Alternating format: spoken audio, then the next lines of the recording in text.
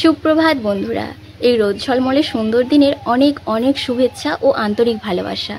যেহেতু আমরা বন্ধুরা গ্রামগঞ্জে থাকি, আর গ্রামগঞ্জে সকলেরই ছোটোখাটো বাগান হয়ে থাকে, সেই রকমই আমাদেরই একটা ছোটোখাটো বাগান আছে। সেখানে আম গাছ, মৌসুমি গাছ, নারকেল গাছ, নানান ধরনের গাছ রয়েছে। আজকে আমাদের মৌসুমি গাছে প্রচুর ফল ফলেছে, আর পেয়ারা গাছেও কতগুলো পেয়ারা ধরেছে। তো বন্ধুরা, আমি তোমাদের সাথে সেটাই শেয়ার করে নেব। দেশি মৌসুমি পেরে দেখাবো, এবং দেশি মৌসুমিতে কতটা রস বেরোয় সেটাই আমি তোমাদের দেখাবো। তো চলো বন্ধুরা, দেখা যাক।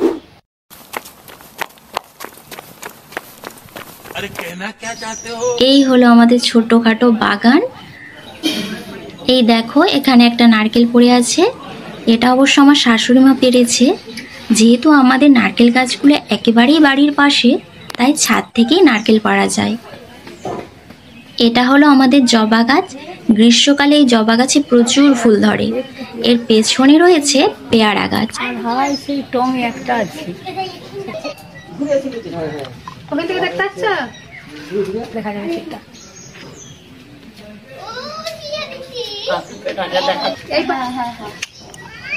এই পেয়ারা গাছটাই ফল ধরে ঠিকই, কিন্তু সবই পাখিতে খেয়ে নেয়।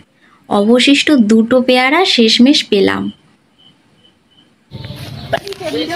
পেয়ারাগুলো খেতে কিন্তু খুবই মিষ্টি হয়।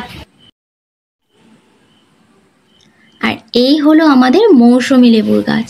প্রতি বছর এই গাছে প্রচুর মৌসুমি ফলে। প্রায় 7 বছর আগে এই গাছটা লাগানো হয়েছিল। এটা পশ্চিমবঙ্গীয় দেশি মৌসুমি। এটা নাগপুরি মৌসুমির মতো স্বাদে অতটা মিষ্টি হয় না ঠিকই, কিংবা আকারেও একটু ছোট, কিন্তু নাগপুরি মৌসুমির মতোই কিন্তু এর গুণাগুণ একবারে সমান। আর তোমরা তো অবশ্যই জানো মৌসুমিতে থাকা ভিটামিন সি, ফাইবার শরীরের পক্ষে কতটা উপকারী, কতটা দরকার।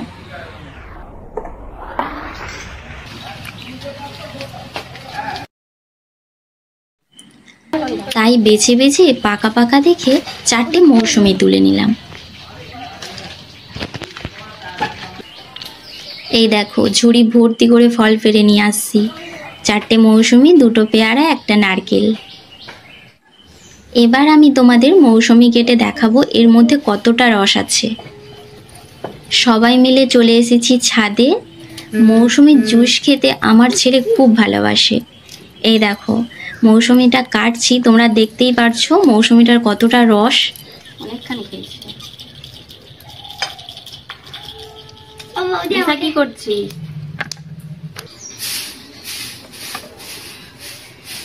উঠে গেল এতটা।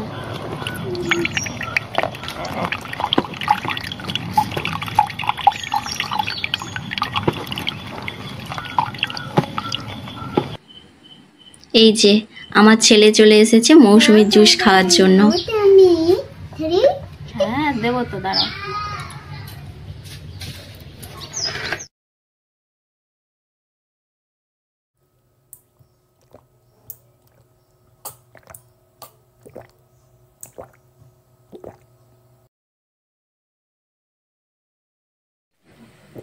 নাগপুরি মৌসুমির মতো অতটা মিষ্টি না হলেও এর স্বাদটা কিন্তু খুবই সুন্দর।